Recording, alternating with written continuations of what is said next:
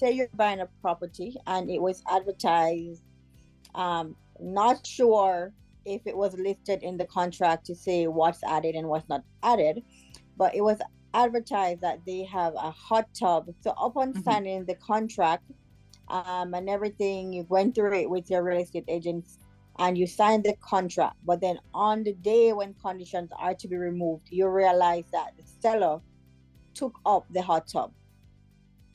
How do you deal with a case like that?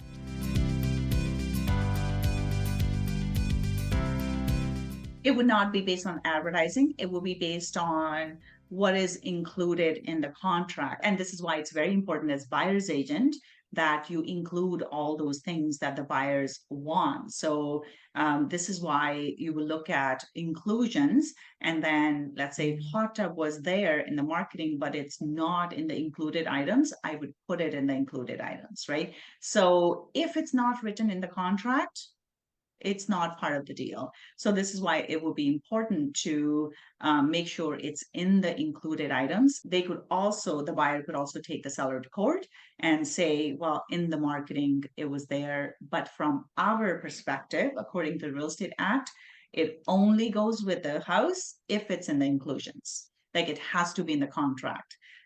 Verbal stuff doesn't matter. Advertising doesn't matter. We would have to have it in the contract for it to apply. But would that be considered for advertising? Like reading through the note, it say that like you have to say conditions apply, or you have to make sure your Right. name, the brokerage name, is associated with your ad. So even though it's not in the contract, or I don't remember if it was in there, but wouldn't that be misleading advertising? Right, but it will be a different consequence, right? So the steps will be different. If it was in the contract and it was not there, the lawyers will do a holdback at the time of closing.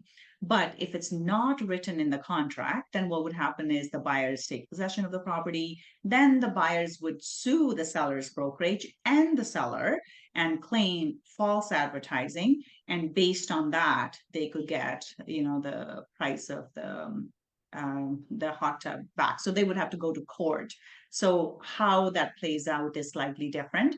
But from our perspective, and this is why it is very important that we double check things and not just assume that it comes with a property. Just because the blinds are there doesn't mean the blinds come with a property, right? Just because a chandelier or a hot tub is there, we can't assume that it comes with a property. Even if it's said in the marketing, if it's not written in the contract, it doesn't apply. And with false marketing and stuff, that's a different issue, and that will be addressed after the fact in the courts.